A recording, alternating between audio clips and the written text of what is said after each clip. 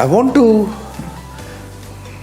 speak for maybe 20-25 minutes because it's unfair to expect that all of you have read my book. But I've got a title at least that would arouse curiosity. Why do flies, clubs, and companies go around in circles? So let me start with that, because the start combines. I pass off as a researcher nowadays, now that I've retired from the corporate world.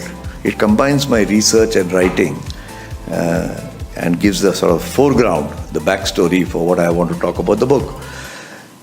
I have always wondered, I live in Mumbai, and every monsoon, the flies come in. And they're very irritating. Unlike mosquitoes, which at least bite you to remind them that they're around, these flies just go around. And they sit on your hand when you pick up your cup of coffee, so the cup of coffee spills. You have a number of issues that come with that. So why do flies go around in circles? Weren't they taught Newtonian physics so that they know the shortest point from point A to point B is a straight line? All human beings, as you know, go in a straight line from point A to point B, except when they're running clubs and associations and companies or governments. But when they are running clubs and companies and governments, human beings also go round and round in circles. If you question my statement, try becoming chairman of a cooperative society. Or even a club, Bangalore Club, Delhi Gymkhana. And it's unbelievable that a cooperative society is a unique construct of an assembly of uncooperative people being brought together by law. I don't know how perfectly normal people start behaving abnormally, and we've all had that experience. So for me, the truth of this phenomenon lay in why the fly goes round in circles. And here's what I found. Those of you who are anatomists or interested in nature might know this, but I would assume that the large number of you don't know. See, we humans have two eyes, and in physiological terms they are called simple eyes. A simple eye means they move together in tandem, but they can move up, down, left, right, anywhere, and I can move my neck. So I don't have 360-degree vision, but if I smell a pot of honey there, I can do that, and I can perambulate towards that side. A fly can't do that. That little fly that bothers you in the morning has 4,000 eyes. 2,000 on this side, 2,000 on that side. Just for fun, go back and Google the eye of the fly, and you'll find it's a horrendous picture, because it's like a sheesh mahal. Each eye is fixed. So it's not a simple eye, it's called a compound eye. It's like a glass piece. Now imagine you have 2,000 glass pieces here, 2,000 here, and each one is looking in its own direction. So I can have backward 360-degree vision, but the trouble is very blurred, because I see everything in one go. So if I'm seeing Mr. Jairaj, this eye is seeing Jairaj, but all the other 3,900 eyes are looking somewhere else. If I want to move towards Jairaj, then I have to move my whole body, I have to adapt my body. So the perambulation is not in a straight line, but like a plane arrives in Bombay airport, goes round in circles, and that eye is fixed on him. And that is always in an equilateral triangle with my path of motion. And that's why a fly goes around in circles. And what associations, clubs, companies have is this. They don't have simple eyes, they have compound eyes. Everybody has an opinion. It's a democracy. And everybody can express his opinion. So how the building society should run, whether the children should be allowed to play in the playground, whether the water supply should be from 9 to 11 or 10 to 12, will produce that many views. And the only way for the society, when I use the word club or society, read companies, read governments, read international relations, all the same. The only way to respond is to do what the fly does. Adapt your body, because the eye cannot be changed. And that's the connection between the fly, the club, companies. I would have added governments, but I was scared. Nowadays you don't say government and sleep comfortably, so I kept quiet. Now, why is this important? Because this is the backstory. By the way, just a little aside, just for not take the morning too seriously. When I stumbled on this, that I said, how do you stop the fly from coming in? And my friend told me, take a plastic bag, transparent plastic bag, this type of bag. Fill it up with water and tie it up at the neck. So you have a balloon of water, hang it in the window, and the flies won't come. And if you put 2 or 3 bags, you're completely insulated. So I said, this is the biggest load of rubbish I've heard. This must be some ancient rishi who said this. But my Bihari cook, not being that well endowed with so-called IQ, said, साहब कहते हैं तो करके देखिए ना, क्या हर्ज है? So I invested my meager pension in buying plastic bags, tied it around the window, and the flies stopped coming. And that's what caused me to inquire, why did the fly stop coming? And then I realized when the fly comes close to that bag, it sees its image in a concave lens. Stand in front of a car, you look so big and fat that you'll be scared to look at the car. You'll go away. Have you ever seen anybody beautifying his hair standing in front of a car? And the fly runs away. So that is the secret. The concavity of this balloon causes the fly to look so big, he gets scared and he goes away.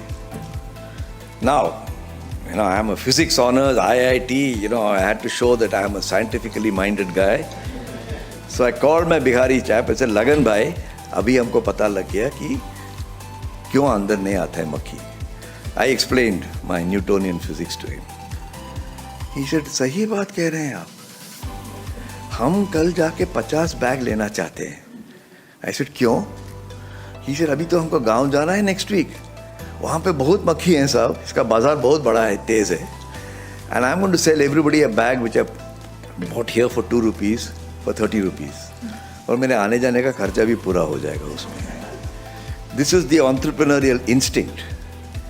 He sees a business opportunity out of that explanation. And this is what marketers, not quite so facile as I've made it out, but they look for gaps in the market and they try to fulfill it. So let me now come to the subject of the board itself, having given you the preamble. I have served on boards for a long time. I think I'm finishing my 37th anniversary since I joined the first board. And it must be about 25 companies, 30 companies, listed, unlisted, in India, in Sri Lanka, in the Middle East, in England. And I found that boards also tend to don't follow all the SEBI rules. SEBI keeps on putting more and more rules. The more they put out, the less they are followed.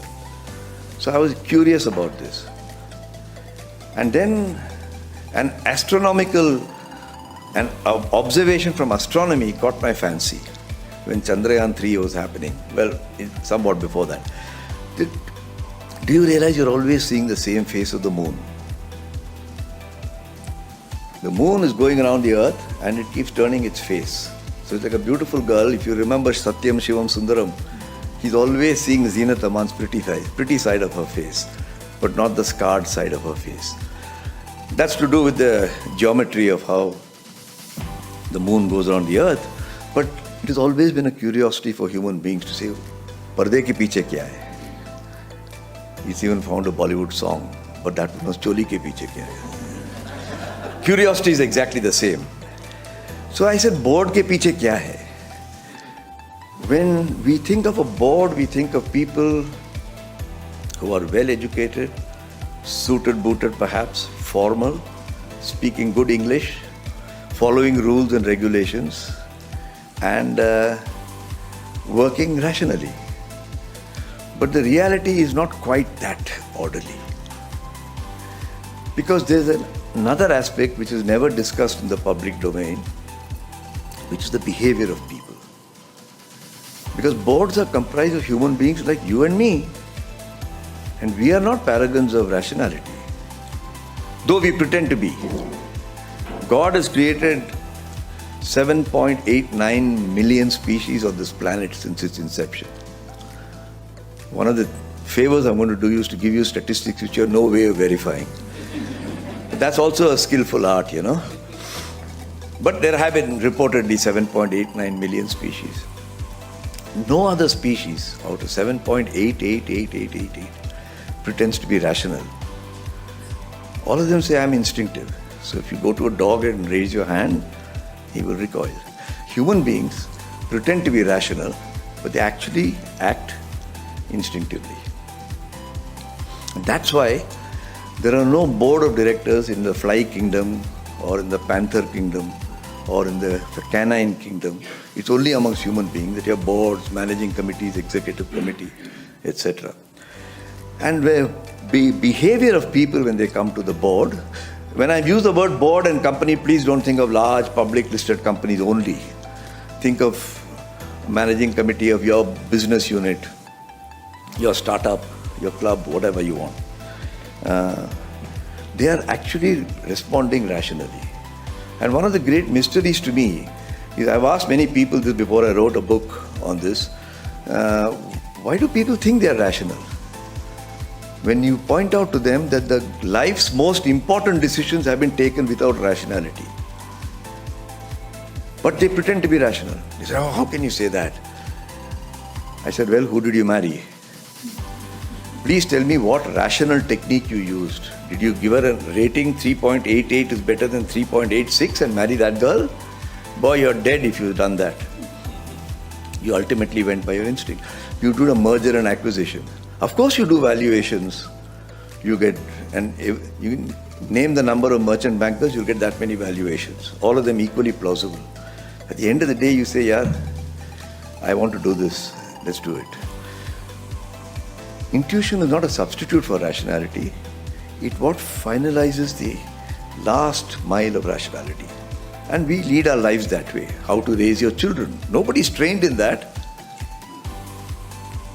Imagine if you met a mother who said, I'm a PhD in child rearing, I can advise you how to raise your child. You'll run in the opposite direction. Because the woman's instinct works when she's raising a child or a man.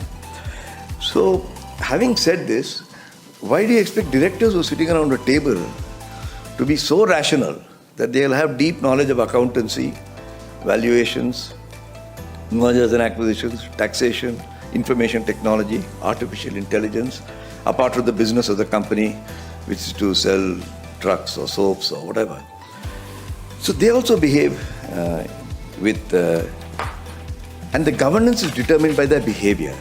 And the behavior is determined by their culture and how they have been raised to think. For example, in Indian boards, we tend to be deferential to the chairman. That is related, I suppose, to the way we are brought up. Badon ki izzat karo. I have seen a Dutch board where a 28-year-old fellow will tell a 50-year-old chairman, oh, Hans, I don't agree with that. Firstly, he'll call him Hans, which is very rare here. And he said, I don't agree with that. And why don't I agree with it? It'll go back and forth and some solution will be found. Whatever we may say about women and diversity, if that lone poor woman comes to the boardroom, the male carnivorous characters around the table will, through behavior, make her feel alone, howsoever smart she may be. Conversely, she has the pressure that she has to show she's smart. She's not there because of clause 22 in the SEBI rule. So she is very aggressive. She wants to show that she's contributing. Or the reverse can happen. She may withdraw completely. People sort out matters outside the boardroom so that the decision has been sort of pre-made. And then they come into the boardroom and say, what do you think? It's okay. Fine, go ahead. I know one company where the chairman happened to be the promoter family. He called the chairman of the Nominations and Remuneration Committee just prior to a meeting on how the profit sharing should happen for the commission to the directors. And he said, listen, the mathematics shows that we are entitled to give the 2.5 crores. We are 5 directors. Just thought I'll give you a guideline. Leave 2 crores for me and the balance 50 lakhs. And That guy carried it out. On what ground? That he is the promoter. I think the word promoter is a dead duck. We are the only country in the whole world which has this concept of a promoter. Nowhere else in the world do people talk of promoters. You may be a founder, you may be a majority shareholder, but there's nothing called a promoter.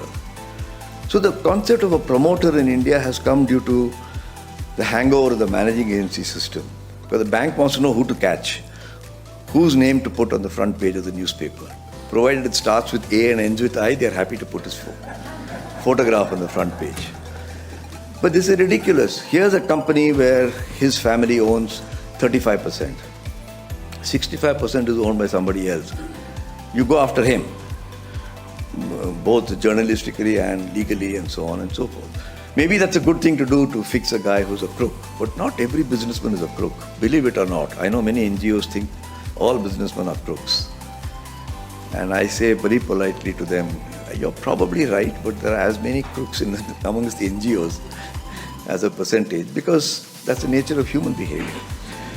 So inside the boardroom, I'm not going to go chapter by chapter because I just want to give you an overview, and I'm waiting for interrogation by the Enforcement Directorate shortly. We have covered what are the kind of biases we suffer from. There are probably 100, but my co-author being an academic, she has made a little table with 5 or 6 which are most important. I've alluded to them just now while speaking of the biases. The second thing we did in this book, and I'm pointing these out because I think these are a little distinctive in the corporate governance narratives that are going around. The second thing we did is, are you supposed to respond when you see danger signals or after the danger has hit you? So often we find that all the signal was available, but people did nothing about it. Almost that they were asleep. And then you'll find a newspaper headline which says, independent director sleeping at the wheel. I have had that experience. I'm not proud of this track record, but I've been involved with the parting of ways. That's a polite way of saying firing. Number of CEOs. I just about escaped being fired myself, I'm sure, from time to time. But what are the signals you get? And can you operate on signals? And we can talk about it if the subject is relevant. But we have devised a questionnaire, which appears in the book, of 15 questions. Like a Reader's Digest, it pays to increase your word power. You put a tick and you get a 1 or a 0. And we have said, if you get 10 to 15, watch out, you're in the wrong company. If you get something 3 to 10, try 5 to 10, try to correct a few things. If it's less than 5, you'll never find a perfect company, like there's no perfect human being. Learn to live with it. And I think that's a bit distinctive, because my only claim to rigor is that I've tried it out, not only on several boards where I've served, but I've also tried it out on various public bodies. Because at the end of the day, this court of public opinion is more important than the court of law. With due respects to our Chief Justice in the company, the court of public opinion is very important. Did people of a particular party get involved in the killing of Mahatma Gandhi? Oh boy, you can get all the books written. It will always linger in your mind. Did what happened in a particular state in communal riots? Who was behind it? You can always have books and analysis, but you will always have a feeling it was to do with A or B. And so on and so forth. So, if the court of public opinion is influencing people, and let's not deny that it does, then you should read advanced signals. If you're a parent raising your child, and your daughter or son at the age of 12 or 14 is suddenly showing unusual behavior, coming home late, not sleeping well at night, on the cell phone through the night, a bit unfocused on studies. As a parent, those are signals, it's not proof. Would you do something about it? You would. You try to find out more. You may do it right or wrong. And I think directors must also do that. And so in another part of the book, we have given what we've called the 7D step. That if you're a director of a company, don't take it lightly. It sounds like a very prestigious thing to be able to say, I'm a director of XYZ company. Here are the 7 Ds. They're D, each D stands for a step. From the time you detect something till the time you depart. And how to go about thinking of these.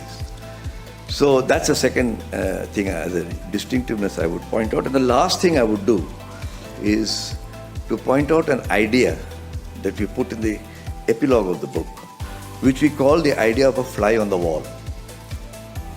Human beings behave the way they do without knowing that the effect they're having on other people is in a particular way. If you don't believe me, go and ask your spouse. You'll immediately get the feedback.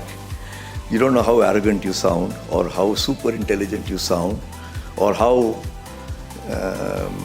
rough your words are, right? And if somebody says you never had such a conversation with your spouse, then I'll say he's a wonderful spouse he's found, or he's wonderfully dishonest, whichever you want to choose. I have certainly had the experience. In the old days when you had to go to the telephone wasn't coming to you.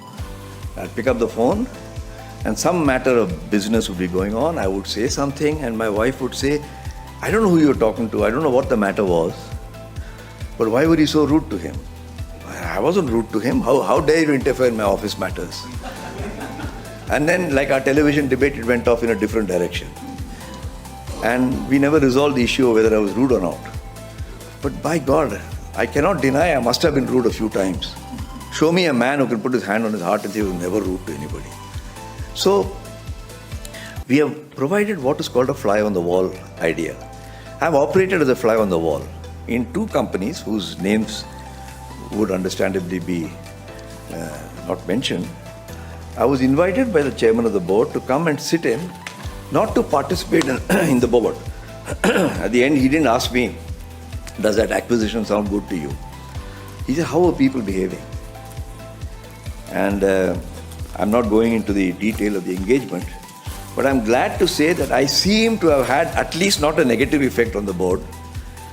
In a private moment, I feel happy that I had a positive effect. And I do believe that getting somebody else to watch the proceedings without getting involved allows you to get a commentary on behavior, just like Winston Churchill's wife, Clementine, did it for him. And if any of you ever go to London, go to the Imperial War Museum, which is next to Regent's Park, the underground. There's a beautiful letter there. And it's torn and then sellotaped. And that made me very intrigued. What is the letter? It's written in hand with a fountain pen. Go back to the 1930s, 40s. My darling Winnie. And the essence of the thing was, the country is going through a very tough time. Your leadership is extremely important. But of late, I have had some of your senior colleagues come and tell me that you're irascible and unsufferable. Darling Winnie, you know I love you so much. Do think about the matter and do something about it. With ever so much love, Clementine. Then I said, why is it torn? So she wrote it. And when Winston Churchill came back in a highly sober condition at 1 o'clock in the morning, she said, I can't kill him by giving him this letter. So she tore it up. And some woman who was cleaning the room the next morning picked it up, gave it back, sellotaped it in the museum. That's the fly on the wall we need. Thank you very much for listening to me so patiently. I am not sure whether what happens then?